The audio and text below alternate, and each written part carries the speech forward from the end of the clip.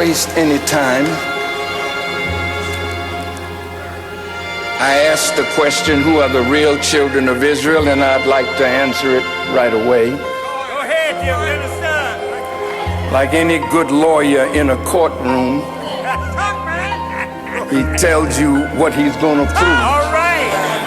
And then he goes ahead and proves it and let the jury make the decision. The Honorable Elijah Muhammad has said that Almighty God, Allah, revealed to him that the black people of America are the real children of Israel. And we are the choice of God. And that unto us he will deliver his promise.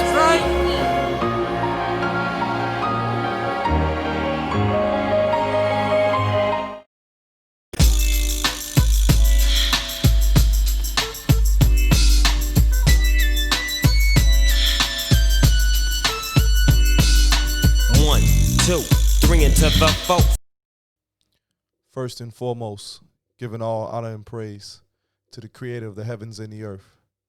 We thank that great God for all those who has sent in this day and time to give us guidance, help, and exampleship. We thank him for our ancestors, whatever form or fashion they may be found.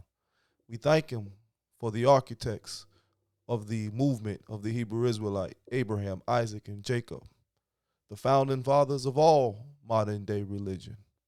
We thank him for Moses and the Torah. We thank him for Yeshua, or the world knows as Jesus, for the Injil, or the new gospel, that revolutionary approach to Old Testament. We thank him for Prophet Muhammad ibn Abdullah, for the Holy Quran. Peace and blessings to all those worthy and noble servants. But surely if I can thank God of men and women I know only from scripture, only from study, only from the time that was given to us from those who live much more longer and much more impactful lives to our opinion than those in this day and time. But I would say that if we can find guidance in David, we can find guidance in Moses and Jeremiah, Enoch and Elijah, surely we must find guidance in those who came in this dispensation of time. And I can go on and on talking about those great men and women, but I must surely make mention of those who personally touched me. So I'm eternally grateful for the most honorable Elijah Muhammad, not independent of the God that he represents, Master Farad Muhammad. I am truly thankful for his students, those who he has touched, the Honorable Brother Minister Louis Farrakhan, who's been a shining example of the teachings of the most honorable Elijah Muhammad, and all of those who are under his guidance and teaching. I am surely grateful for the greatest defender, in my opinion, of the most honorable Elijah Muhammad, Brother Munir Muhammad. May Almighty God be pleased with his soul, and those who stand up on the banner of truth, the members of CROW, the co-founders of CROW, Brother Shaheed Muslim, Brother Halif Muhammad.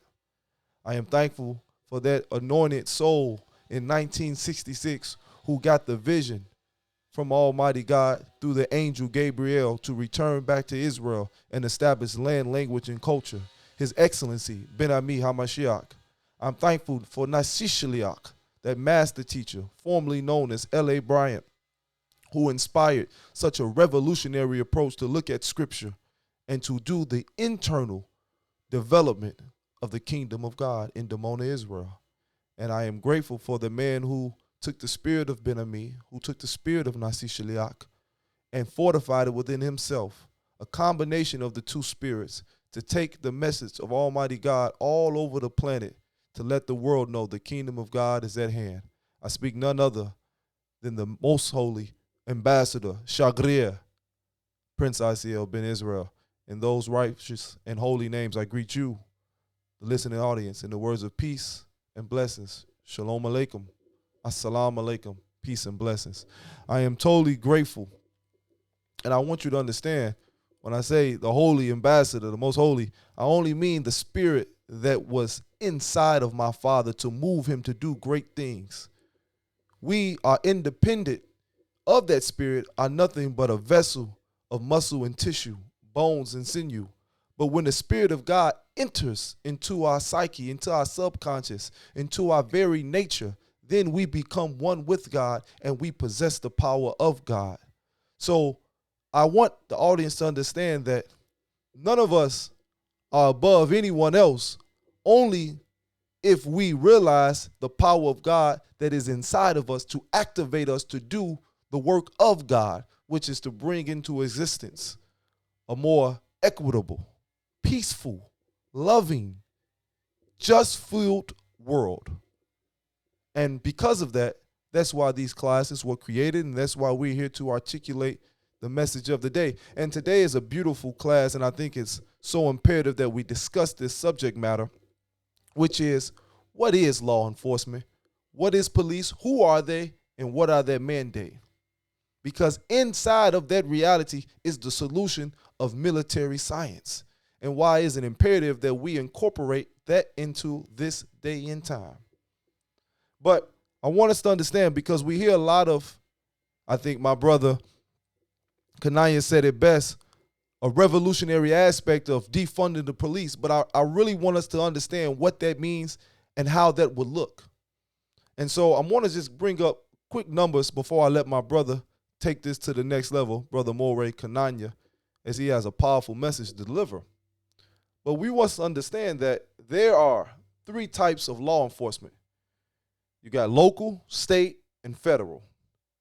And with those three accumulated here in the U.S. alone, and we're using the U.S. as an example, but wherever you are in the planet where Europeans are in control, it's very similar to a certain extent when they have the ability to be an oppressive presence, especially as it relates to black people that live in their country. There are 17,985 different agencies of law enforcement in America alone. Listen to that number. 17,985 different independent agencies of law enforcement in the United States. Now, why would you need such a overwhelming number to, it seems, to do only what should be a common practice, or what should be perceived as something that should be inculcated in the very nature of one or two police departments or one or two agencies? Because you have to realize, we look at police for, or we should, or we think, or it's been presented us that police are there to implement peace, to protect the interests of the citizens. And to a certain extent, that may be true. But we must also understand that we are not looked upon as those citizens. We're not looked upon as those people who have or are in the need of protection. We are the people that in this system is looked upon as the force that needs to be subjugated. And that's why it's such a concerted effort to develop and implement agencies of law enforcement, because remember, the law is still the law of Justice Taney, that there is no right nor privilege that a black man has that a white man is bound to respect. That's still the law of the land. Still the law of the land. And that's why it's such a pursuit to implement so many agencies in various aspects of federal, state, and local government to enforce that reality. I just want to just give you a quick, go to my screen share, the reality of law enforcement. Now look at this. Local law enforcement agencies. You got the city police department, county sheriff's office, the transit authority, school district police, housing authority, district attorney's office, airport police, harbor police, university police, hospital police. It's just some of the local. Now I'm just show you the federal. U.S. Air Force Office, U.S. Army Criminal Investigation Division, the ATF, the U.S. Bureau of Alcohol, Tobacco, and Firearms, Capitol Police, the CIA, Coast Guard, Custom and Border, U.S. Defense Criminal Investigation Service, U.S. Defense Intelligence Agency. I'm not going to go through them all. You see the extensive list that is implemented for your subjugation. And I say this because at the root of all of these agencies is to be the enforcement arm of white supremacy. Now you say, oh, you're going too far. You're going too far. How can you make such a bold statement? Because the reality is as such. If you look at the origin of the FBI, who sprung up around the time that Marcus Garvey and other black nationalist movements were taking their position and making their voice being heard and having power and prominence in America, the number one mandate of the FBI, the Federal Bureau of Investigation, who supposedly fights domestic terrorism, was to fight the threat of the black man returning back to his true identity and having some type of power. That's why it was a concerted effort involving all of those other agencies to prevent the rise of the black messiah that will electrify, unify the militant black masses. Militant now. It's a key to that word. So I'm going to take a quick pause in that, and I'm going to pass to my brother because I just wanted to preface as he's going to go into the subject matter of today, and then I'm going to come back to break down military strategy. Brother Moray, you there?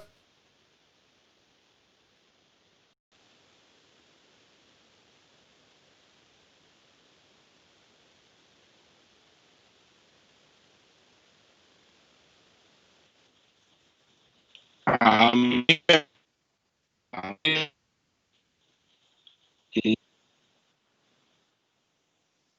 okay, hold on.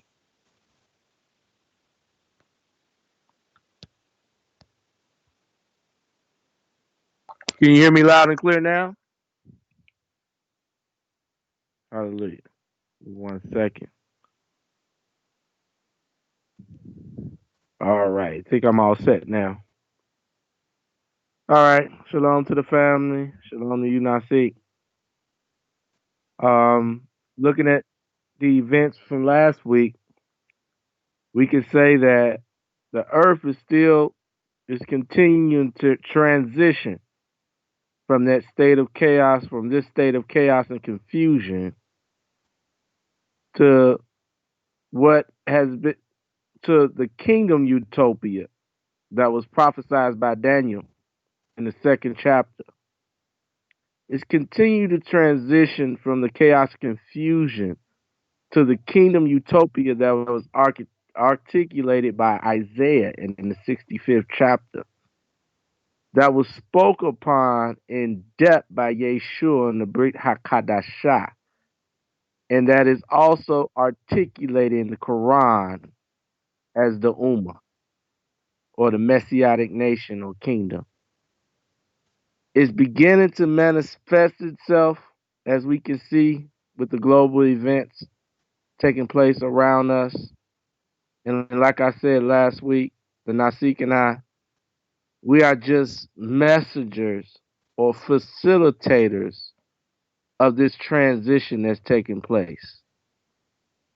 And what we seek to do is expedite this transition by continuing the works and fulfilling the aspirations of our ancestors. That's our goal here, and that's what the purpose of this podcast. Last week, we spoke about the roles of men and women from the African Hebraic perspective. This week, we decided to touch upon the civic reality of black men and women in dealing with the henchmen of white supremacy, or the fraternal order of the police in the U.S. Now, I call them the henchmen of white supremacy because that's what they are. They're henchmen. Let's define a henchman. What is a henchman? A henchman is defined as a faithful follower or political supporter, especially one prepared to engage in crime or dishonest practices by way of service. The fraternal order of the police are the henchmen of white supremacy. They are the faithful followers of white supremacy. They support politically the white supremacist agenda, and they are prepared to engage in illicit behavior, in dishonest practice, in order to maintain white supremacy in America. A henchman is a faithful follower, meaning he believes in what he or she is doing as noble or patriotic to the extent where they will perform or act out what they believe are necessary evils. This is the psychology of the policeman or the henchman of white supremacy. These perceived necessary evils are often criminal. I'm explaining the mindset of a henchman. I'm explaining the mindset of the henchmen of white supremacy who are the fraternal order of the police. So let's get into the history of the fraternal order of the police. The general history of the police department, subsequently the FOP or Fraternal Order of Police, is traced back to what we call the watchman groups or paramilitary groups organized throughout the original 13 colonies of the U.S. But the history of the uniformed blue officers that we are familiar with today trace more back to Boston in the north and Charleston, South Carolina to the south. And the reason why I make this distinction because in the north, the creation of the locally funded police force, they more or less serve the purpose of providing protection for companies, providing protection for goods, for transportation, to be transported. In the South, however, the creation of the locally funded police forces centered around the slave trade and slavery. Police units were created to preserve the slave system. The first slave patrol unit the first slave patrol unit, which is the precursor to the FOP, was formed in South Carolina. Now, South Carolina is a very important in regards to the slave trade. Why? Now, Charleston, South Carolina. Now, Charleston is the major city in South Carolina. It was the most important hub for the slave trade. Nearly half of the slaves brought to the U.S. were brought through Charleston. It had a large slave population in the early 19th century.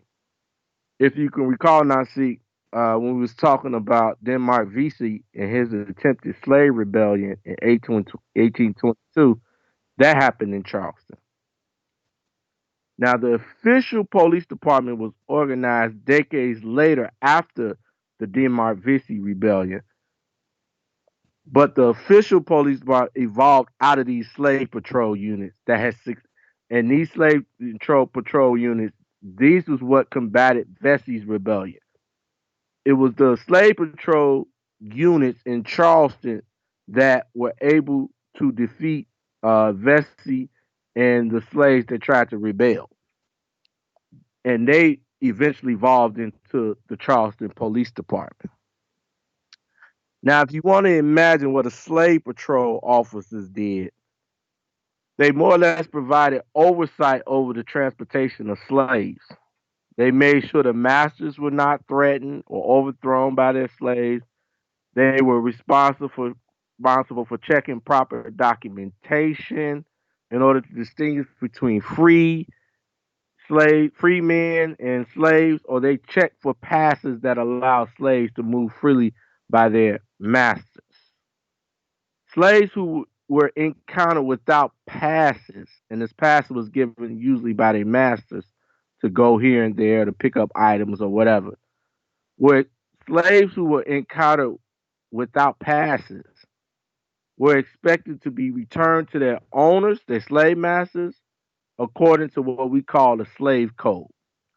So the original slave patrol, they were law enforcement, and they enforced what you call the slave code, which was legal, which was the law.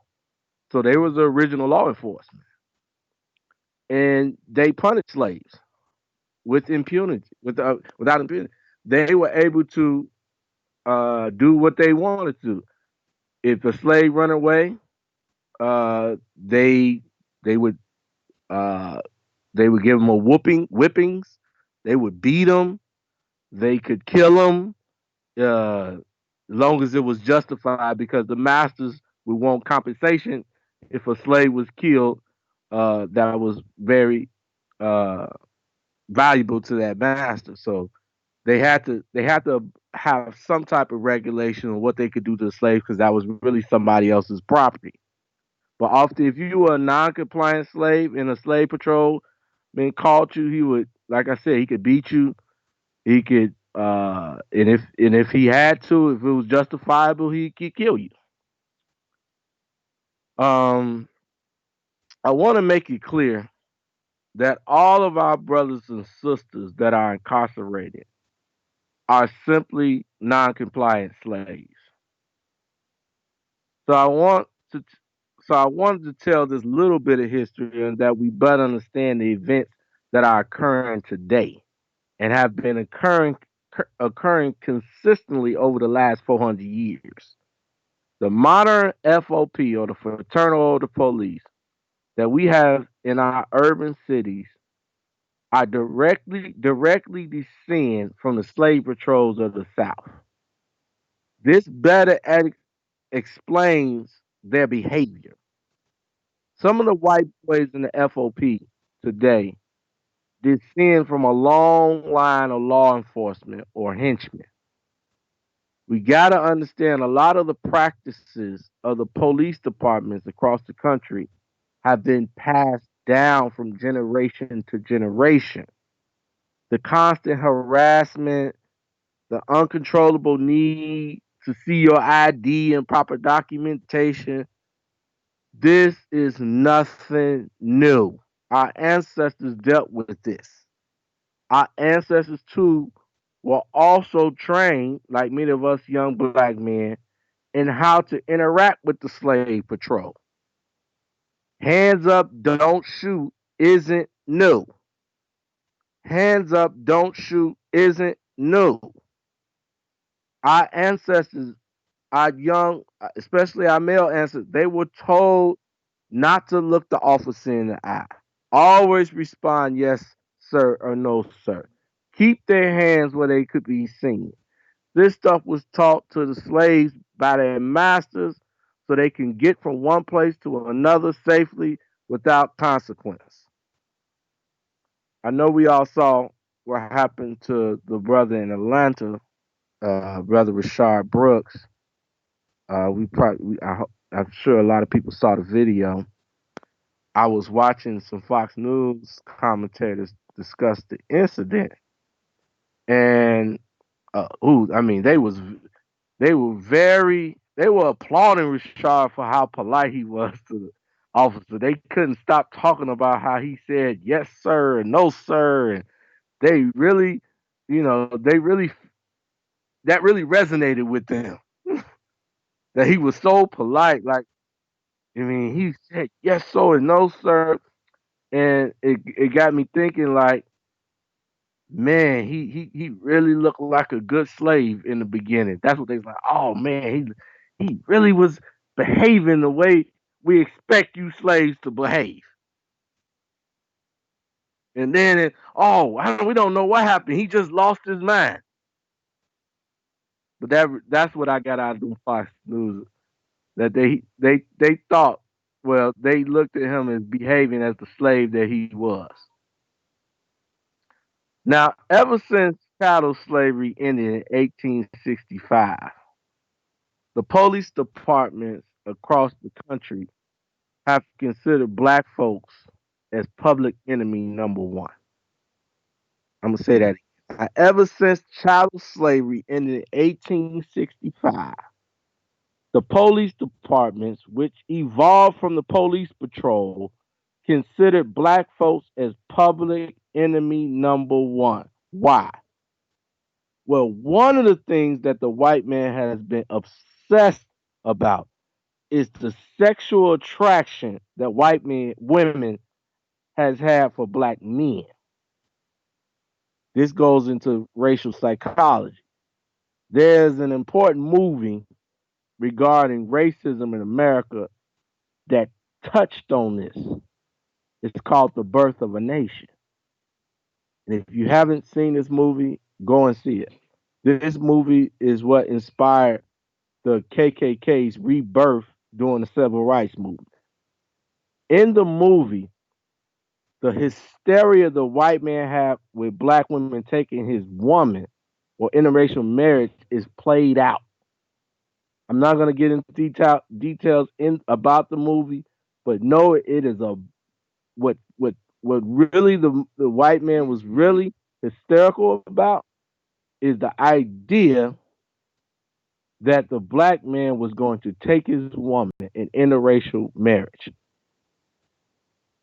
Now it's important to know that the slave patrols of the South transitioned into the official police department, some just before the end of slavery and some some right before the end of slavery and some right after.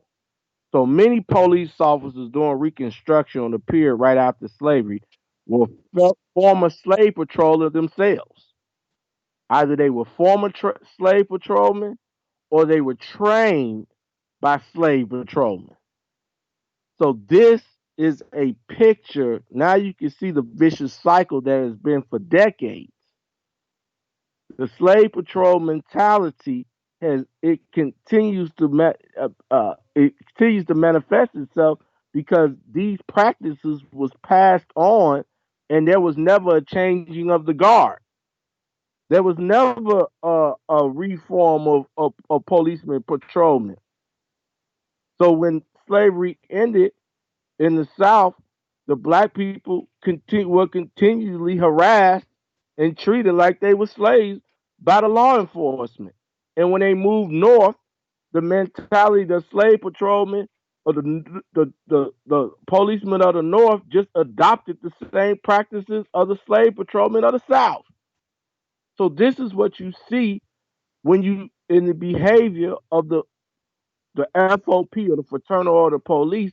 This is why you see them treating us that way, because they was trained to do that. Now, hold on one second.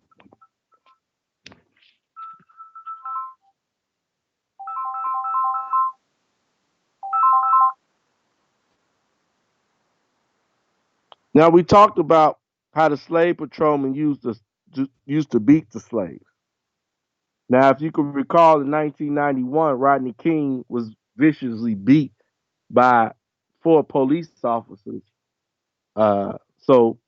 And we know countless other cases, but that's the one that come to mind when you talk about how the slaves were beat. We talked about how they were harassed. They would harass the slaves for their ID.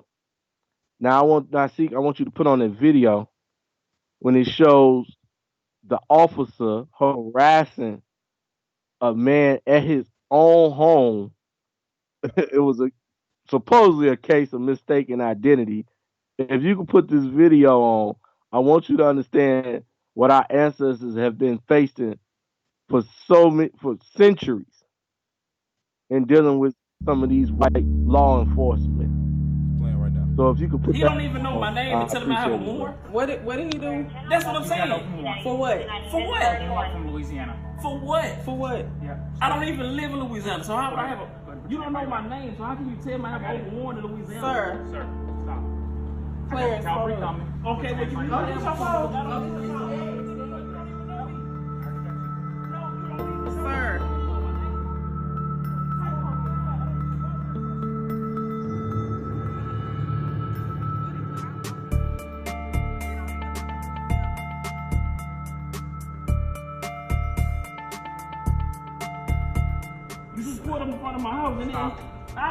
something, cause you shaking like you scared or something. You're pulling.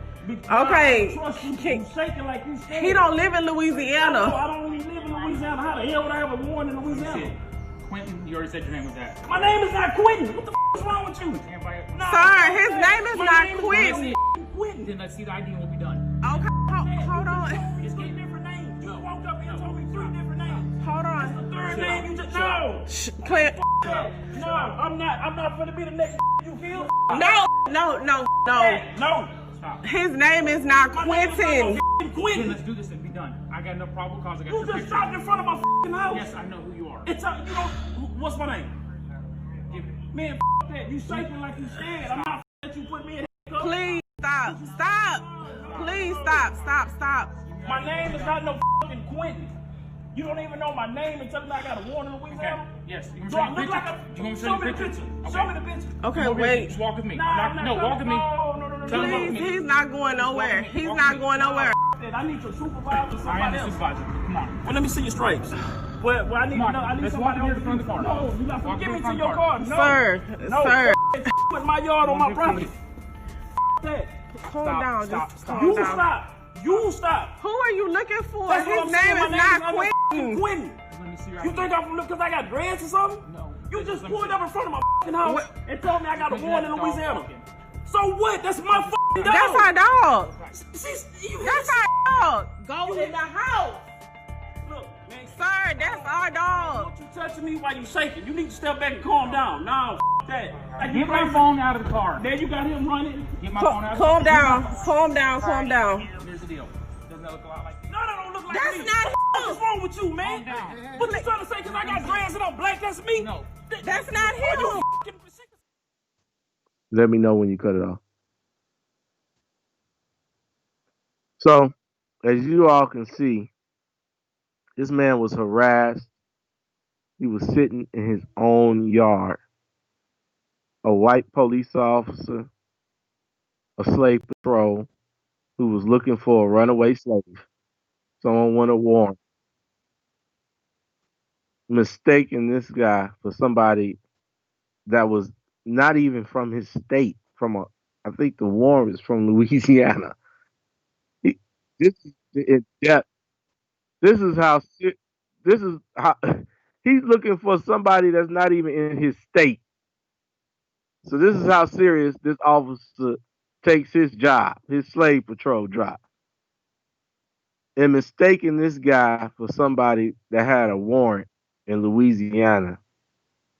So that type of harassment is what our ancestors have had to endure for several centuries now. And it hasn't changed. I want to make it clear to the audience when they say that most of the police officers are good people. Do not believe that nonsense. Stop playing on our ignorance. Within, like I told you, Nasik, today, within the word ignorance is the word ignore. See, we've been ignoring the political makeup and the hierarchy within these police departments.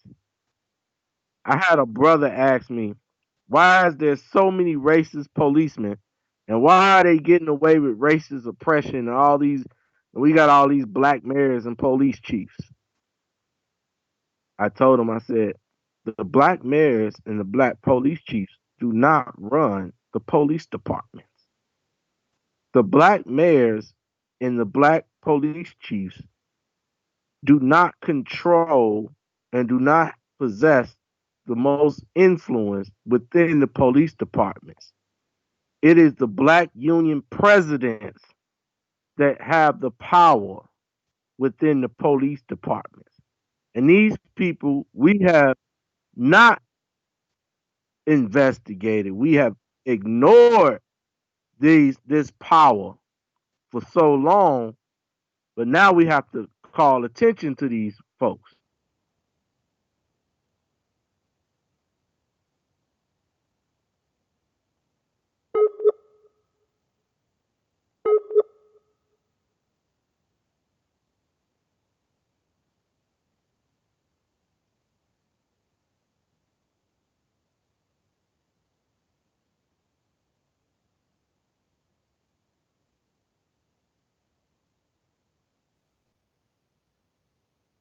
Seemed that my brother connection went in and out.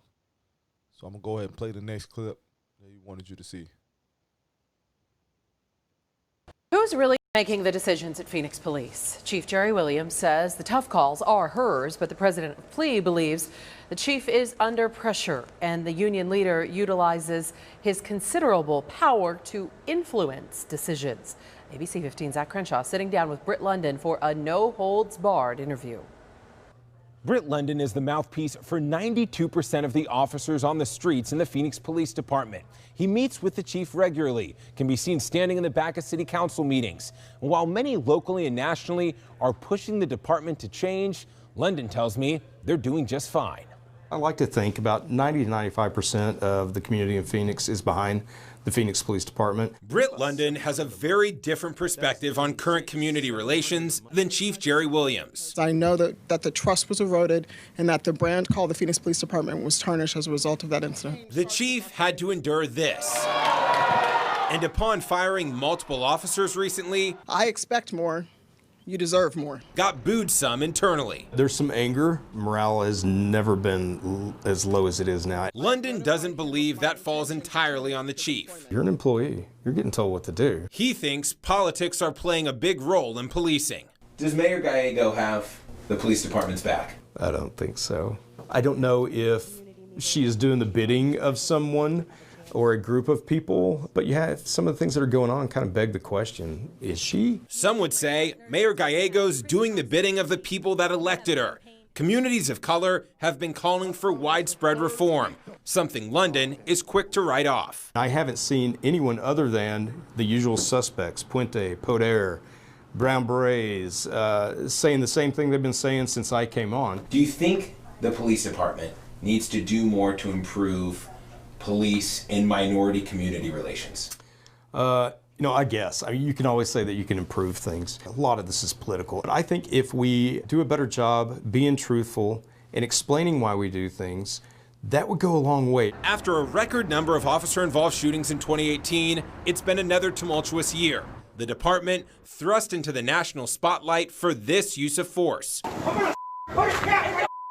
involving an African-American family and hundreds of insensitive social media posts by dozens of officers. Does the Phoenix Police Department have a racism problem, whether on social media or on the streets? Absolutely not. Absolutely not. No one ever complained about it until the Plainview Project. The chief firing Detective Dave Swick. That should have been a written reprimand. For his 23 posts, which were anti-Muslim and promoted violence. If you post that on Facebook, will that impact the way he interacts with me in a traffic stop? Do you think that's a fair criticism? I do think it's fair to think about it also. But then can we also think, well, he is a Christian and he doesn't like Christians' heads getting cut off by Muslims just because he's a Christian? I don't know. Does it go both ways? London thinks Swick and Officer Meyer. I want you all to listen to the point that the Moray is bringing up.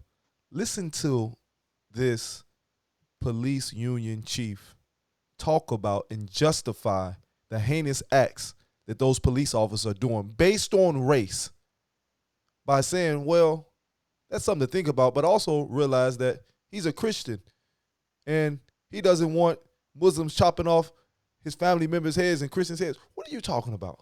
There's no Muslims in America that's chopping off anybody's heads. See, that propaganda, we're going to touch on that later. Just keep listening. I'm going to play a couple more clips on behalf of the Moray. He's going to come back and finish off. The president of a police union has called a white policeman involved in the death of an unarmed black man in New York City a moral officer. This comes after a grand jury decided not to charge the officer for causing the man's death with a chokehold. It's the second case in 1 week to highlight questions of race and justice in the U.S.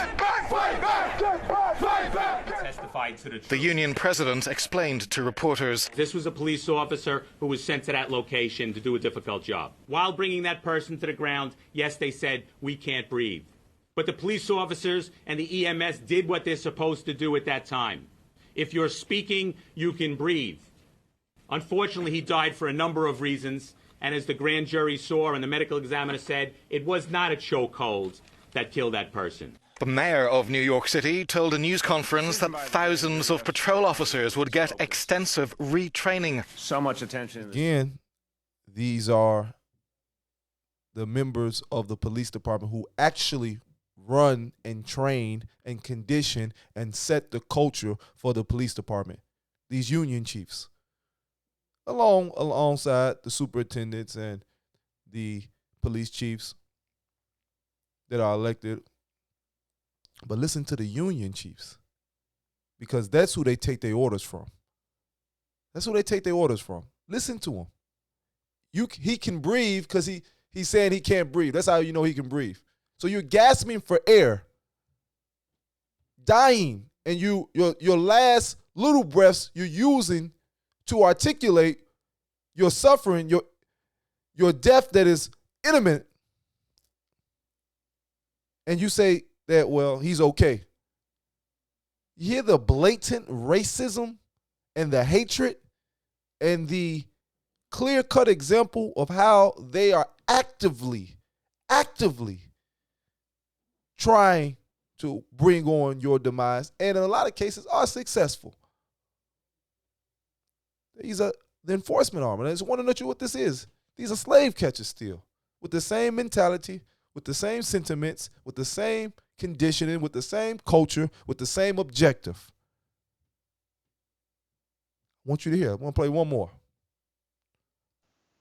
What I'm saying is that if did an excellent job today in proving that Laquan McDonald was not walking away from Officer Jason Van Dyke. Instead, he was closing the distance. He was getting closer. He was not walking away from Jason Van Dyke. He was getting closer to him. That, coupled with the fact that, this movement is clear to me when he extends that knife blade out, that tells me without a shadow of a doubt Laquan McDonald's intentions was to go on the offensive. He was going to attack Officer Jason Van Dyke. Deadly force in that situation was absolutely justified, without a shadow of doubt in my mind. When I saw the video, in my opinion, you have Laquan McDonald closing the distance between himself and Officer Jason Van Dyke. Clearly, that video showed he was within, I think, 13 or 14 feet.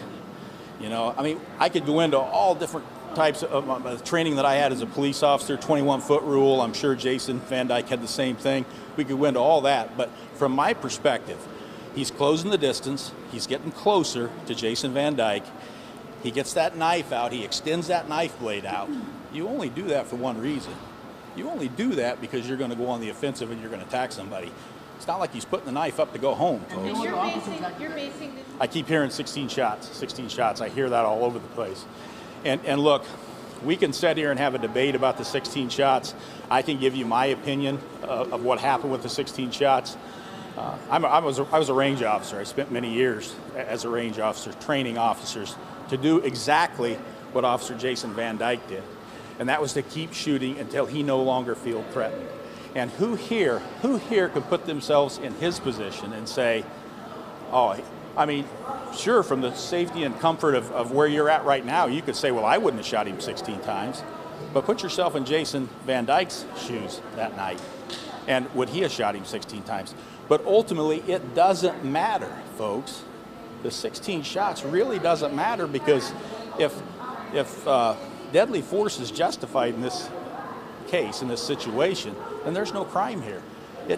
Nowhere in the law does it. Do you hear what he's saying? I didn't want to keep playing it, but I had to really accentuate this point. One, he was lying. It was a blatant lie. It was a blatant lie. Those 16 shots were entered into the back of that young man. That means he was walking away. That means he was not the aggressor. That means he did not fear for his life. And the tape shows that he came out and put those 16 shots in that brother seconds after arriving to the scene. Again, besides the blatant lies, listen to what he's saying. Well, 16 shots don't matter. 16 shots don't matter. You're not trying to, oh yeah, you're right. It don't matter when you're directly trying to kill somebody, intentionally try to kill somebody. But that shouldn't be the mandate. If they're there to bring justice, they're there to prevent crimes, even though no crime was being committed at the present moment. Now, you just heard someone that was in the South looking for Louisiana. Talking about he had a warrant for Louisiana with the brother. Then you heard police union heads from Phoenix, from New York, from Illinois. Now, these are so-called progressive liberal cities, democratic cities. None of that stuff means nothing. We're talking about the nature of a people. We're talking about the objective of a nation who's built on the backs of making sure that you stay subjugated at all points, at all times, at all costs. That's why they militarize every aspect of their world. That's why they have 17,900 different law enforcement agencies in the United States alone. That's why. That's why state police will kick in your door. That's why Chicago police are kicking in your door. That's why the ATF are kicking in your door. That's why SWAT are kicking in your door. That's why the FBI kick in your door. That's why, guess what? The IRS will kick in your door. Oh, yeah, they do that too, with guns and everything. A supposed tax collection agency. Every part of this government is militarized. And if you don't understand their intent, their purpose, their objective, their nature, most importantly, and how it's never changed, never deviated, never went or evolved to something else since its inception. If we don't accept that, understand it, we'll never be able to implement the necessary stratagems to protect ourselves, to preserve our lives, to develop and create an environment for our children to live freely, without anguish, without pain, without the perception that they're automatically a criminal, and without the perception that they can die at any moment due to the fact of somebody's innate hate for them. Yeah. We're going to have to make a decision. We're going to have to come to the realization of a lot of things. We're going to have to take these blinders off. We're going to have to take our head from up under the water, from under the sand, from under the covers, whatever analogy you want to use. We're going to have to strategically, without emotion, approach this in a way that we can truly enact freedom, complete and total freedom. I'm sorry, brother. Go ahead. I just had to give that little caveat. You hear me now, see? I hear you loud and clear, brother. Hallelujah. Hallelujah. What the audience may have missed, what I was trying to say, which is before, it's important. I say it again. I want to make it clear to the audience, when they say most of the police officers are good people, you're hearing that on a lot of news outlets. Most of the police officers are good people. You're hearing the president say it. You're seeing a lot of conservative people say it. You're even hearing some people, liberals, say this. I want to tell my people, this is nonsense. This is not true. They plan on our ignorance. We do not study the history of the police departments. We do not understand the hierarchy, and we do not understand how they function. And this is the reason, this is really the gist of what I'm trying to present to our people. We don't understand the dynamics within a police department. That's why we showed you those videos. The black mayors, the black police chiefs don't mean nothing. They don't mean crap. They don't have no power in these police departments. Don't believe the hype. These police departments are being ran by white supremacist union presidents. And they are blatant white supremacists. As you've seen with some of the videos, they do not hold back their white supremacy. They will say and do anything as they please. They have their own autonomy within the police department, separate from these mayors, separate from these police chiefs. These people cannot control these people. These are powerful people. These union presidents are powerful people.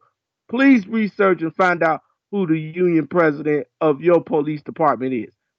Check and see what his comments are relating to what's going on now and what's going on in the past.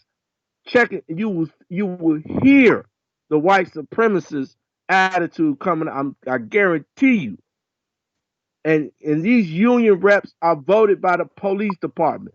So if there's good people in the police department, most of the people, why the hell they got white supremacist police union presidents? They making sure they have a racist police union president. Why, if they all good people? That's nonsense. That's nonsense. So I have an article here. It was from the Guardian, talking about the white U.S. The police union bosses or the presidents. The title of the article is called "White U.S. Police Union Bosses Protect Racist Police Officers." Now, here's I'm gonna read some of the article. I'm not gonna read all of it, and I want you to hear some of the language from these police union chiefs across the country, particularly in big urban cities like Baltimore and Philly, even Chicago, Minneapolis. I'm going to start reading it now. It says the head of the police union in Baltimore called Black Lives Matter protesters a lynch mob. The one in Philadelphia referred to demonstrators as a pack of rabid animals. Another has labeled St. Louis democratically elected prosecutor who is black and supports police reform. The St. Louis Police Union president referred to this prosecutor as a menace to society who must be removed by force if necessary.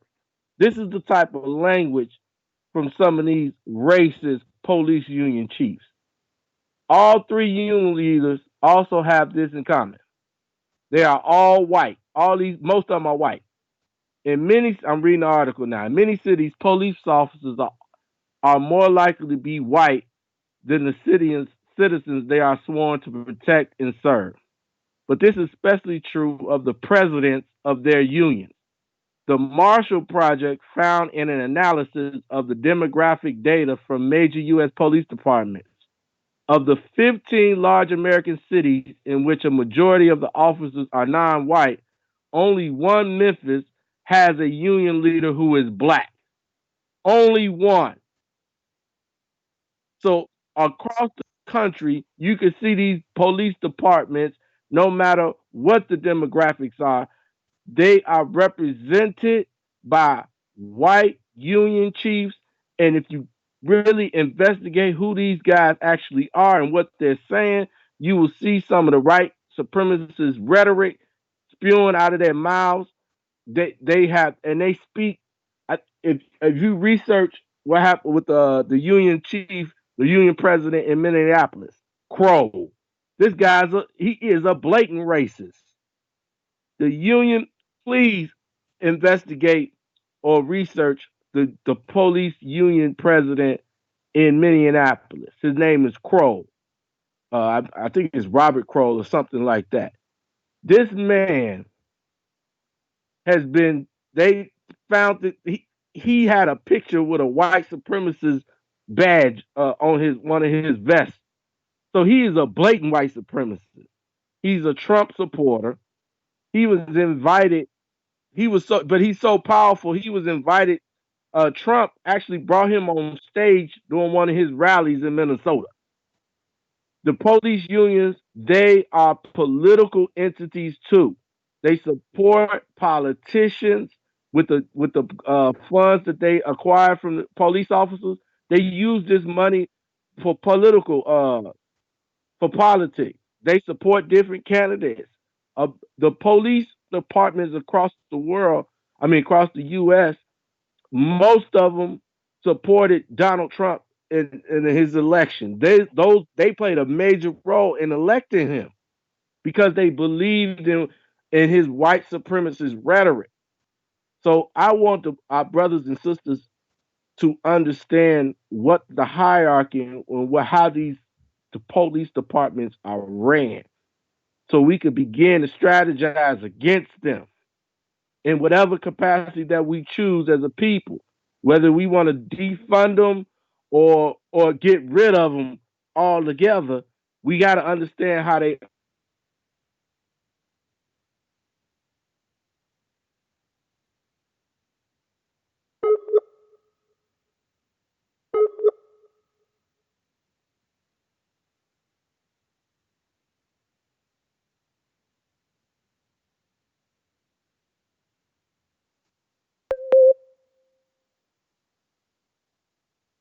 Yeah, I'm back. Can you hear me? Okay, that was it for my portion. What I wanted to do is I wanted to make it clear that we must begin to research the dynamics within these police departments so we can strategize on how we're going to move forward as a people. Whether we want to complete defunding of, or we want to defund these police departments, restructure them, or get rid of them completely. But something needs to be done, and I want to educate and bring awareness to our people of what the dynamics that we face and what we up against. So Toda Rabah to the family. Hallelujah. I want to first start off by thanking my brother again for such a beautiful presentation and equipping us with a necessary knowledge and information that is going to give us not just an understanding, but an understanding that we can implement and apply to our lives to see the direct benefit. See, knowledge is power when you know how to use it in a form and in a way that you can make manifest of the things that you desire to do. And so by understanding who's at war with you, whether you understand or not you're in a war, when you understand the different things that are in play, the different fractions that have been developed, and the functions that they carry out, I think, no, in fact, I removed that statement. I know that you would be better off for it. See, you're in an anti-black war, which is an anti-God war. Let me repeat. To be against the black man, especially in his natural state, is to be against God himself. Because you are the original creation of God in the most purest sense. But because of the understanding of the devil and him being able to make us again into something other than ourselves, we have been reduced. We've been reduced to Negroes and niggers. We've been reduced to a lesser version of ourselves. And even in that, we still are kinder, more loving, more empathetic and sympathetic than any other people on the planet. And that's with lack of knowledge. You heard us come on before and expound that us supposed looting, even though you were the architects and the originators of the looting that took place all across this country, though we did participate, that still does it compare to what we should or could be doing in retaliation to what you have been doing to us. We're not going out in the streets killing you. Yeah, we burned down some buildings. Yeah, we took some things that we necessarily didn't need. You took us. You took our women. You took our children. You took our identity. You took our manhood. You took our God. You took our history. So please don't ever, ever, ever, ever try to exalt yourself over us because of your capacity to fulfill evil. But we understand that you have mastered military science. And that's the portion I want to talk about today. You see, because it's this beautiful man behind me, Most Honorable Elijah Muhammad, understood military science. And that's why he did not just create the MGT and the FOI, which were the necessary institution of training and developing the discipline that is needed for the black man and woman. He understood the other aspect of military science, which is the alteration of behavioral patterns, how to reorient our thinking, how to restructure our mind and align it with truth, though it has been rotating on the axis of a lie, though it has been operating on falsehood. White supremacy, we say, and we use this term a lot, is systemic. But I say, and I told my brother this, I say we use terms, but I don't think we really understand the meaning. And if we know the meaning, I think we don't really take it into consideration. What is systemic? Systemic is something that encapsulates the whole. That means every function of a necessary system is inculcated in what it is being called under. So if we're talking about systemic racism, that means that it does not just reach the police department, but it also reaches the other aspects, the educational systems, the financial systems. It reaches the medical systems, the realms of science, the realms of agriculture, the realms of every possibility that this culture or this system, America we call, is built on. If it is under the systemic racism, systematic racism, that means every facet of that system has or been based on racism and helps produce anti-black war and anti-black racism. So I wanted to take another aspect of how military science has been used to disconnect and to destroy us. Because in that, if we reverse engineer, we will see the solution in our salvation. Because we as men in particular, must understand the need for the implementation of military science. We've seen Tulsa.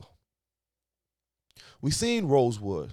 We've seen various communities that have sprung up on an economic system that helped our people push past all of the other so-called more affluent neighborhoods and communities of white people in a matter of months and years.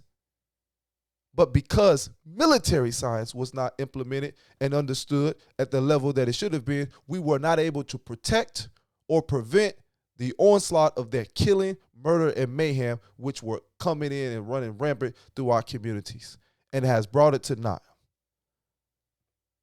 You cannot protect your family without a military approach. You cannot protect your community without a military approach. You cannot protect your nation. You cannot protect yourself without a military approach. It doesn't mean being in formation or wearing fatigue and having a rifle on your shoulder. That's not what I'm saying.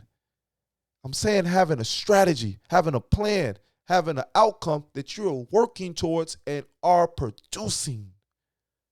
So I want to give the definition of military science. It is the study of military processes, institutions, and behavior, along with the study of warfare and the theory and the application of organized force. It is mainly focused on theory, method, and practice of producing military capability in a manner consistent with national defense. Military science serves to identify the strategic, political, economic, psychological, social operation, and technological and technical elements necessary to sustain relative advantage of military force. Did you hear that? I want you to hear me real good. We talked about the enforcement arm of white supremacy. But let's understand military science and military strategy from the political. We spoke about that too briefly. Economic, we go for. But let's look at the social and the psychological. Let's look at the social and psychological for a minute. What's the best way to detour, to distract, to alter and completely control an outcome other than infiltrating the opposition and redirecting its focus and its narrative? Hear me out now. The devil has been so good that he has learned to play both sides. He devised a stratagem that he's able to implement his ideas, his concepts in the very nature of those who he is fighting against. So you end up fighting against yourself. I want you to hear me now. We're going to understand right now why it's so imperative for us to do our due diligence, even in our own movements. Now, I'm going to bring up the Black Lives Matter website. This may be uncomfortable to a lot of people, but we got to know what we're doing. Now, let's go about what we believe. Now, this is on the official Black Lives Matter page. What we believe. We're going to go down a little bit. They talking about Trayvon Martin, his death, Ferguson. But we're going to get back to what it really believes. Now, I want you, before I start, I want to preface. We talked about on this very show, this very platform, the importance of reinstituting the black family, putting it in its proper order and context, and that being the foundation for a nation. So we're talking about being a free people again, and inculcated in the Black Lives Matter because the concept is so pure. Black lives have never mattered as it relates to the way that this country has seen us and viewed us, irregardless to individuals' positions. As a collective, and even those, I would venture often to say, had no place or no footing in this system where their life had value. That's why they were using us as if we were disposable utensils. So when they got the use out of it one time, they throw us in the trash can. Look at your black entertainers. Look at your black politicians. They pick and choose when they want to lift certain people up. You kill King, and then you proclaim him to be the greatest black man and to have the greatest position and movement ever. But you only highlight his points that represent your narrative. You don't give King in its totality. You don't give King with his revolutionary aspects. You don't give King to us, the one who could have been a vessel of change. You lift up Malcolm X. You killed Malcolm X. Yeah, you blamed us, but it was at your hand. It was with your provisions. And the thing that made him great, you try to disconnect him from. The teacher who taught him, the most honorable Elijah Muhammad, you don't even bring up, you just cover him up altogether. How can you talk about Malcolm X, but not talk about the most honorable Elijah Muhammad, the man who made him who he was, and tried to, the 11 months that he was outside the nation, use that as a way to justify his independence or his knowledge base or his wisdom. You lift up Muhammad Ali, but you only show Muhammad Ali when he was shaking with the torch at the Olympics. May God be pleased with his soul. You show him boxing and fighting. But what made him great, what made him the world champ, what made him touch all the people around the planet was his love for his people, was his love for his God and for his teacher. You don't want to talk about that though. See, black people, if you don't wake up to the con game that has been played on us, and I'm going to break that down, we're going to always be chasing our own tail. Now, let me get to this. I'm not going to be long, but it's just key points I want to hit.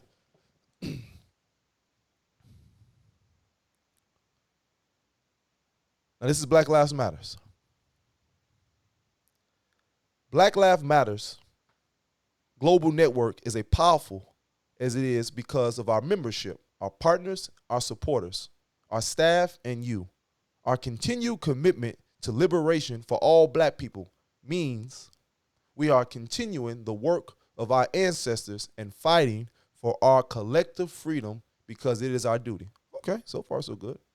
Every day, we recommit to healing ourselves and each other and co-creating alongside comrades, allies, and family a culture where each person feels seen, heard, and supported. All right, certain narratives starting to get murky now, but it's still okay. I can deal with that. We acknowledge, respect, and celebrate differences and commonalities. Cool. I'm about that. I love my people. So I understand that. We acknowledge, respect, and celebrate differences and commonalities. I said that again because I want to emphasize that. But listen to where this is going. We work vigorously for freedom and justice for black people and, by extension, all people. Okay. Then why call it Black Lives Matter? But okay, cool. We understand when the black man in this proper state, the whole world's better off for it. Okay, I'm still with it. We intentionally build and nurture a beloved community that is bonded together through a beautiful struggle that is restorative, not depleting. Okay. We are unapologetically black in our positioning.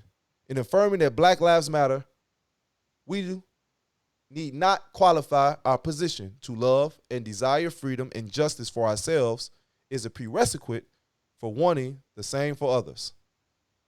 So I want you to see this, and I'm reading this part because I want to see where it kind of goes astray. Remember now what I said last week and what I opened up with. We ourselves, as a part of the global black family, and we are aware of the different ways we are impacted or privileged as black people who exist in different parts of the world. We are guided by the fact that all Black lives matter. Why would you restate that? Regardless of actual or perceived sexual identity, gender expression, economic status, ability, disability, religious beliefs or disbeliefs, immigration status or location. Okay, I mean, the title is Black Lives Matter. You don't have to qualify that statement. How does sexual orientation, what does that have to do with Black lives?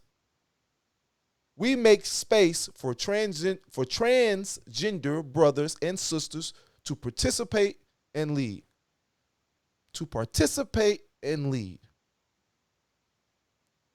Now, I want you to hear this now. This is how they change the narrative.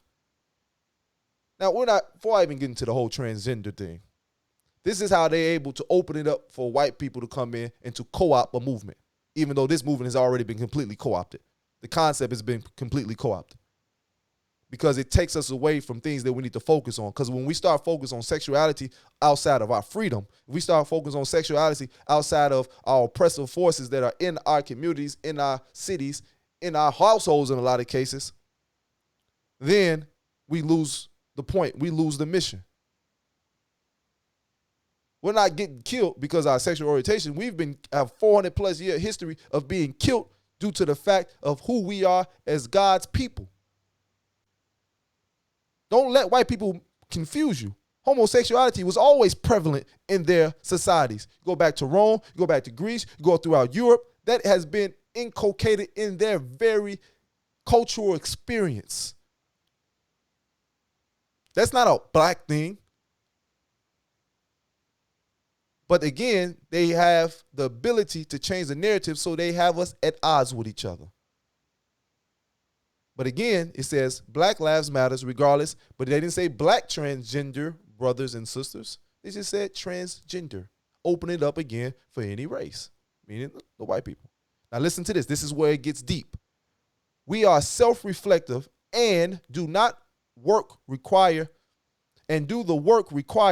to dismantle, listen now, to dismantle cisgender privilege and uplift black trans folk. Cisgender is a derogatory term used against straight black men. What privilege do black men have in America? What the hell are you talking about? When we getting gunned down in the streets, when we getting strung out on drugs, racially profiled and targeted, indiscriminately locked up on petty charges, can't get the appropriate education, are denied economic status, are denied from financial institutions the necessary access to wealth and capital. What the hell are you talking about? Strategically been put under the women so that they'll have a more of a position in the family and in the household so they won't have any respect for the black man. And you're talking about you have an organization that's built on the ability not to dismantle white supremacy, not to dismantle the hatred and the murder that is prevalent in our communities, but you say you want to dismantle cisgender privilege, something that don't even exist.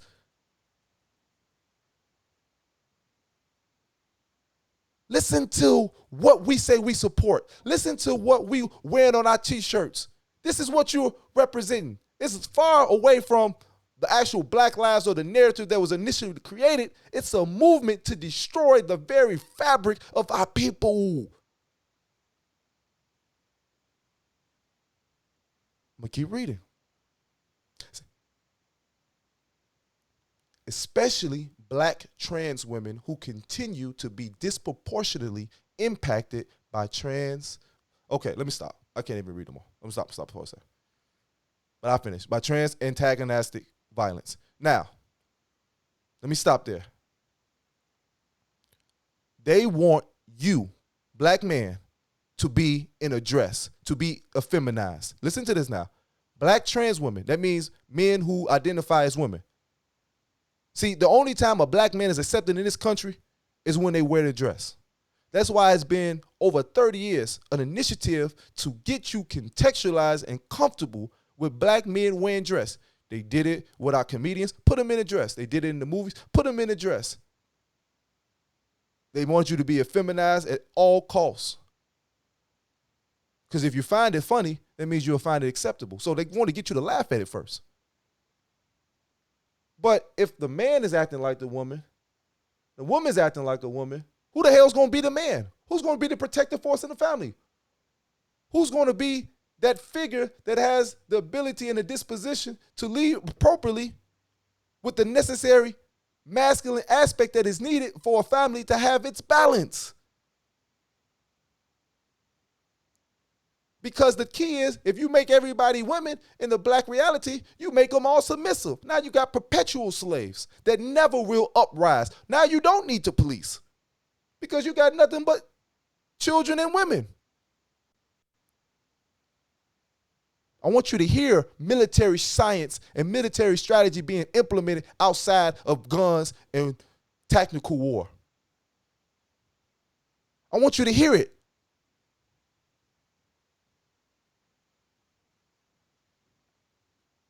I'm going to keep going, and I'm going to finish off with this.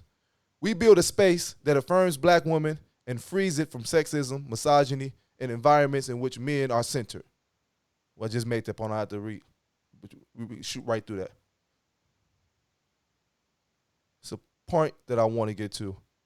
Come right here. I'll keep reading this over and over again. Here we go.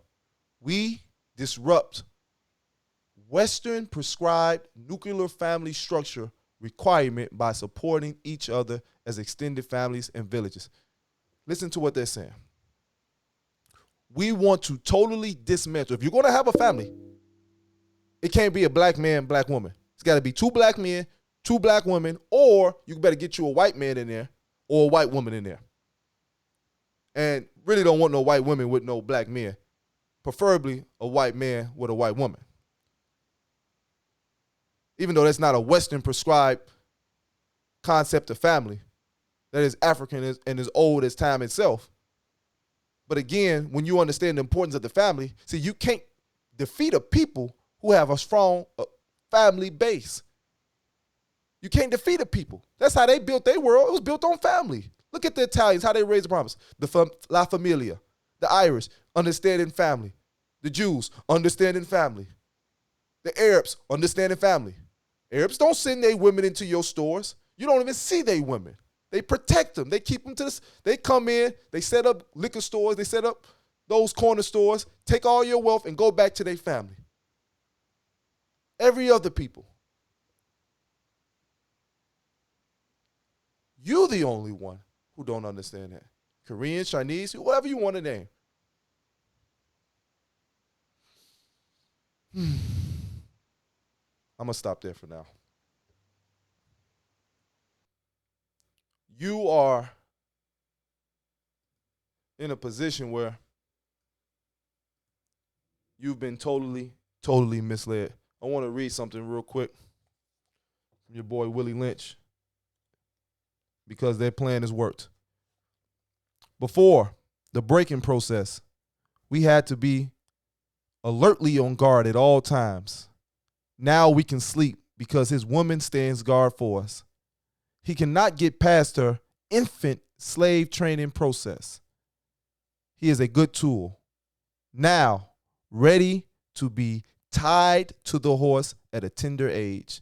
By the time a nigger reaches the age of 16, he is soundly broken, in and ready for life's sound and efficient work and the reproduction of a unit of good labor force. Continually, through the breaking process of uncivilized savage niggers, by throwing the nigger female savage into a frozen psychological state of independencies, by killing off the protective male, by creating a submissive, dependent mind of the nigger male savage. We have created an orbit that turns its own axis forever. Did you hear that? Military science. This isn't something that just happened. This isn't evolution. This isn't us evolving. This is a plan that has been enacted for 100 years that we're seeing it take its fruit being born. That's took root and now producing its yield. This is what we're seeing. See, we only think 24 hours at the most ahead. They think hundreds of years ahead because you taught them this. You taught them how to plan. You taught them how to implement strategy. And look how effective it's working. Look how effective it's working. There's one caveat though. Unless a phenomenon occurs and reshifts the positions of the savages. With that phenomenon. These two men represent that phenomenon. I am the combination of those two that represent that phenomenon. My brother, all of those who represent the truth, the Noble Jew Ali's, the Marcus Garveys, we represent this change. But we got to do it right, irregardless of our beliefs, our doctrines. We got to unite on truth and implement the necessary military strategy and psychological strategy that is needed for our salvation. There's no longer to be cowardice in our approach. There's no longer can we be submissive in what we're doing. We have to have an all and complete pursuit for freedom. And it takes discipline.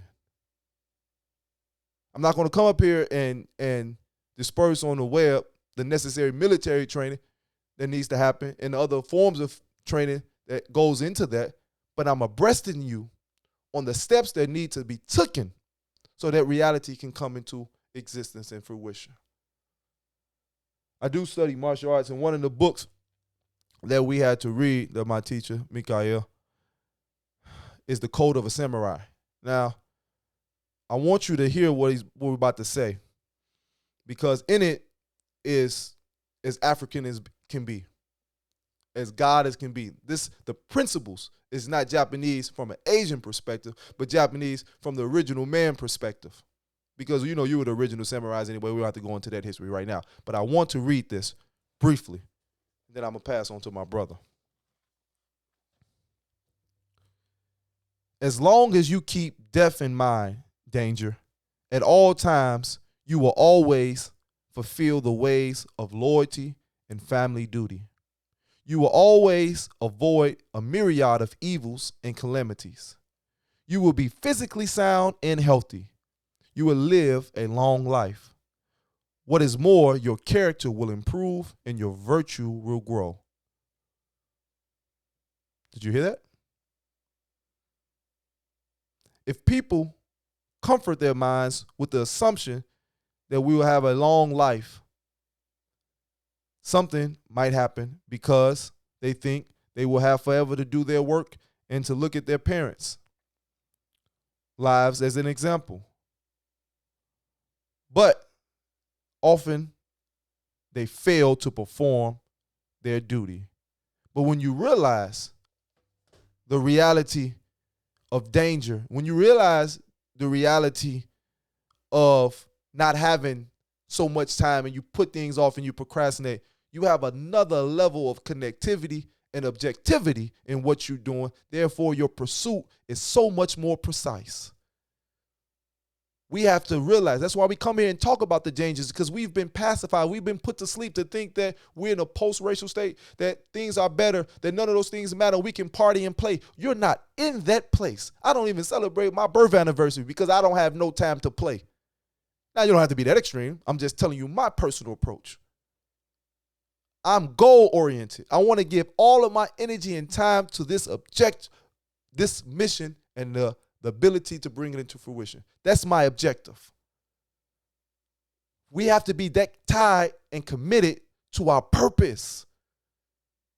And I'm going to tell you what your purpose is. If you're original man, it should be freedom. That should be the purpose that you're striving for. Complete and total freedom. But complete and total freedom does not just mean from an educational sense. It doesn't mean a financial sense. It means everything external and everything, more importantly, internal. You got to free yourself from that slave mind. You got to free yourself from the certain thinking that has been imposed on you. You got to free yourself from these misconceptions that we have taken on from our open and outright enemy and their use of military science to distort our perception of truth and reality.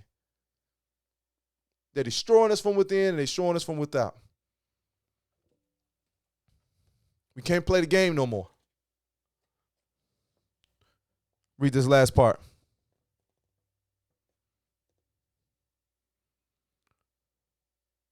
Whew. Say hallelujah. This is from another book, my brother, Breaking the Curse of the Willie Lynch. First of all, to recognize means to admit knowledge of the fact, being certain of the identification of a person as being known to one. In defining the word game, it is characterized as a scheme pursued in order to plot a diversion. You've been in the game. You've been in the devil's game. Listen to this. An unwillingness to take one's place in a natural order and to manipulate. Now, listen to, I got to read this again. An act of unwillingness to take one's place in a natural order and to manipulate competitively. In the psychological realm, to game means to go against or contest nature, to deceive one's very self with its own intelligence. In street terms, it means to psych yourself out. We have been going against our own nature. That's why we haven't been successful. Black man, you haven't been disciplined. You haven't been structured. You haven't been focused. You have been everything other than who you are. That's why you haven't had any success, not just in the world, but in your own household. You've become more woman than the woman. That's by design, but that's why you haven't been successful. You've been against your God nature, and that's why you haven't been successful. Women, you've been going against your very nature. That's why you haven't been successful. That's why you can't find a happy home. You can't find a husband. You can't have peace with your children. You can't have peace with your family, with your brothers, your sisters, with your parents. You've been other than self. Now, it's not your fault to a certain extent, but now you have the necessary institutions that have been developed to reorient your thinking and connect you back to your nature. The devil's going to lose anyway. He can't beat God. Only thing he can do is prolong it, but it's due to your involvement and participation in that reality. How long are you going to play that game? How long are you going to psych yourself out based on a pseudo sense of intellect and intelligence? Because true intelligence is the ability to produce the desired outcome based on the knowledge and experience that you have accumulated. That's all for me, Brother Moray. I'm going to pass it back to you, beloved.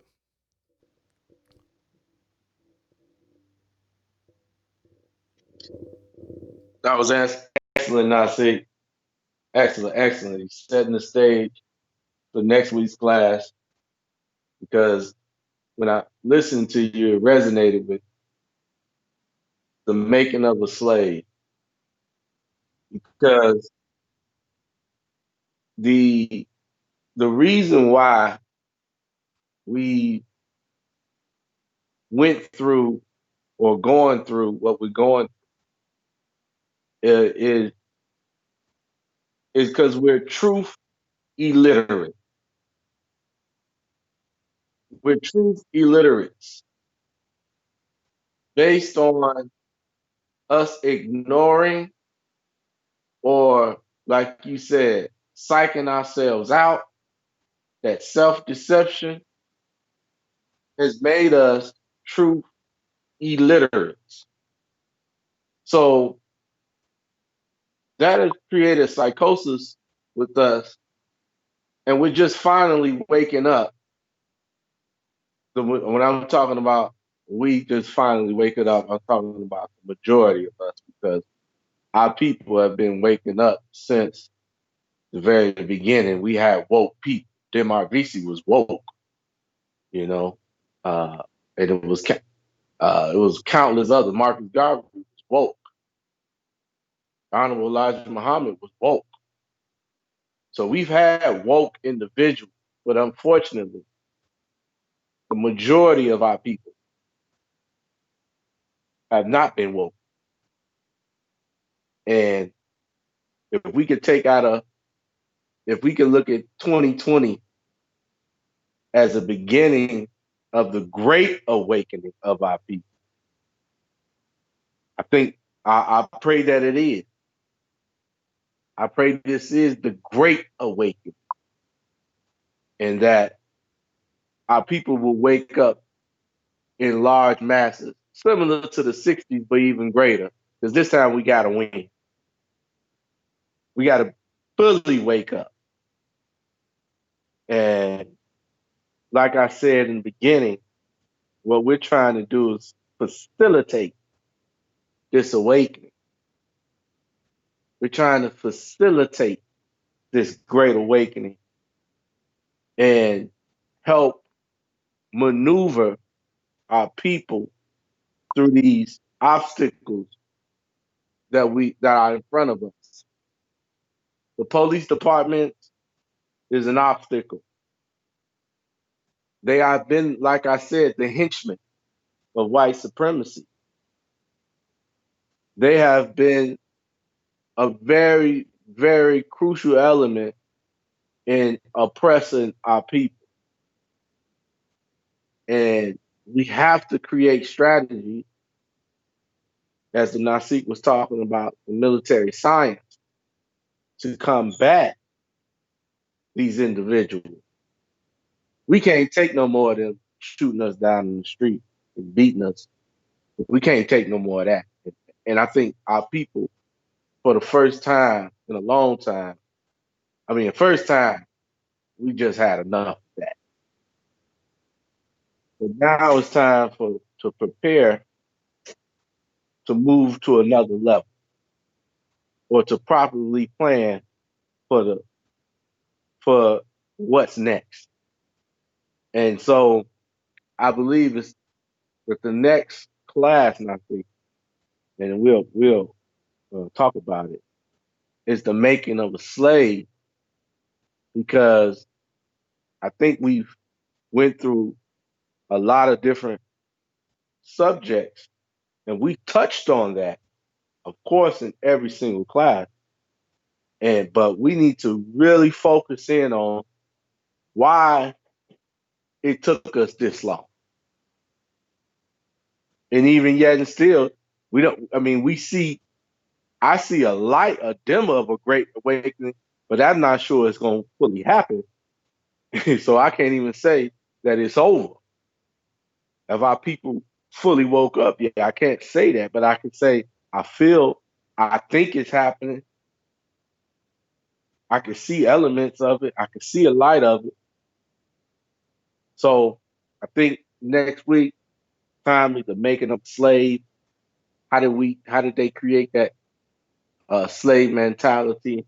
How did they miseducate us to the point where we're completely ignorant people that would ignore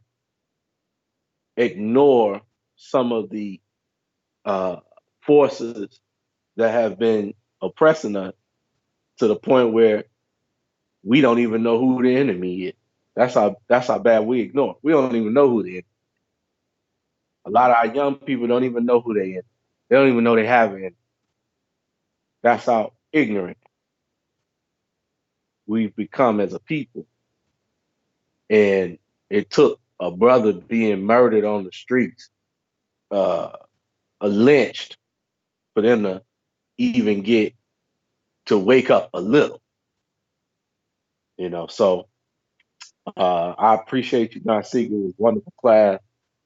And I believe is next week, making of a slave, as we deal with what was done to us as a people to make us like Kanye said. I hate to quote Kanye.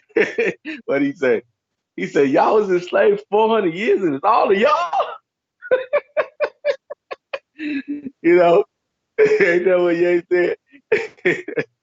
I hate to quote him, but and I'm sure that's debatable and arguable what he said, but I understood, you know, from a basic premise, like, hey, like, how did y'all stay under this condition that long? And that's simply what I thought he was trying to say. I don't want to put words in my mouth. I mean, put words in his mouth. That's what I thought. So, how did we stay in slavery for 400 plus years and continue to struggle with these same issues as we articulated earlier? This ain't nothing new. What the police department and what the police is doing to our people in America is nothing new. It has a historical legacy that goes back centuries to the slave patrol units of the South during slavery. They used the same exact tactics. And those slave patrols never dismantled. They just transitioned into the blue officers that you see, the modern day police department. They were built upon the slave patrol strategy. So when you driving in your car and they pull you over for no reason, and you trying to figure out what the hell is he pulling me over for? You gotta understand, these tactics are generational. Sometimes he's doing it. He's just doing it out of it's his subconscious to pull you over and to be suspicious of you. To be suspicious of you. He's been taught and trained and brainwashed himself to do that to you, to look at you as a criminal, to look at you as an animal. That has been instilled in them from generations. And like I said, many of these police officers, they descend from a long line of police officers. They not just one generation of law enforcement. Usually, and if you look at a lot of the officers in high rank, they had family in law enforcement going back. And we can't be mythicized to think that slavery is something that happened long time ago in ancient times. No, sir. No, sir. Slavery didn't happen that long ago. Not long ago. They didn't stop that. We're talking about, what, a century and a half? Stop that. Stop that. Slavery, these guys come from a long generation of law enforcement going back to the slave patrols of the South. And they only replicating and imitating what has already been established long time ago. And they can't even stop it. and like you said, the police union chief, they don't want them to stop it. Because these guys who are controlling these police departments are some of the most racist people that are out there. And they're controlling the police department. They even blackball people who don't fall with the white supremacist agenda. Am I lying now? See, because we got another video of a sister, and she was on the Breakfast Club, I think last week or this week. Her name was Carol. I can't think of her last name. She was fired for trying to protect her brother who was being choked by a police officer. She lost her job. She lost her pension. And they wanted to prosecute her under the guidelines that she put the officer in danger. He was choking somebody to death. She intervened. She was a sister. The suspect was a criminal. The suspect was black. She was trying to protect the brother. because the guy was choking him. She's like, man, you choking him.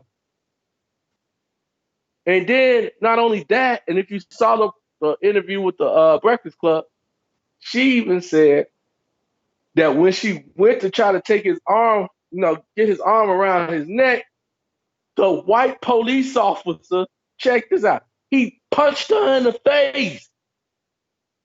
He punched a sister, a woman, his fellow colleague in the face. That's how much he thought about her.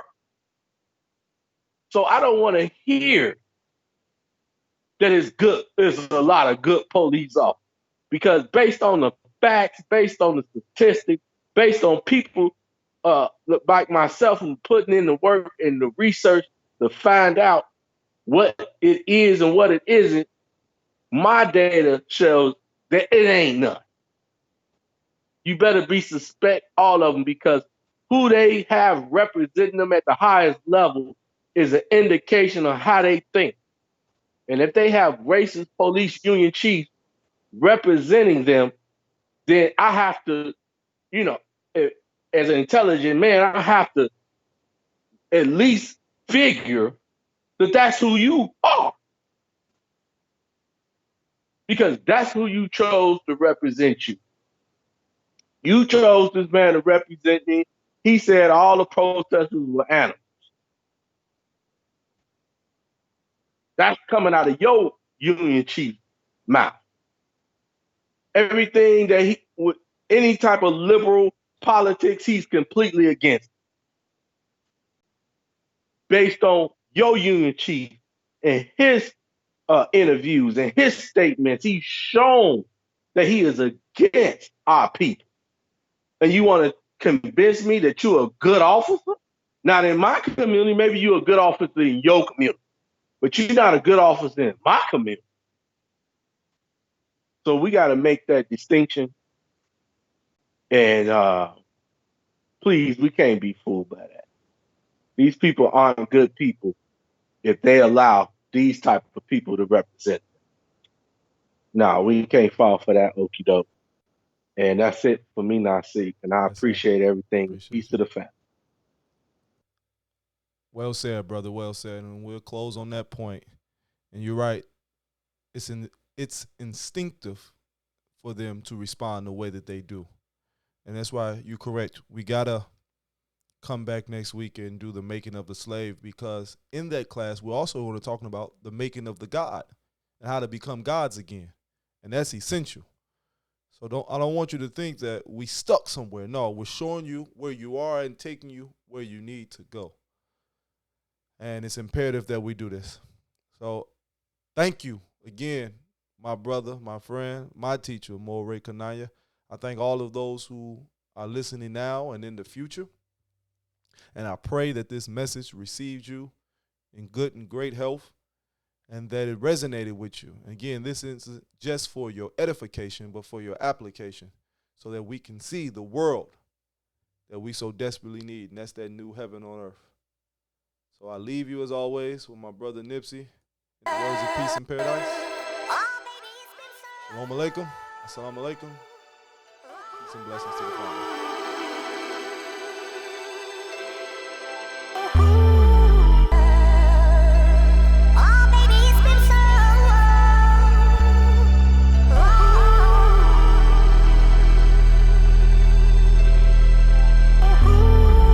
Mogul and they know that. Logo on my flow mat. Courtside Chamberlain throwback match my Rolex.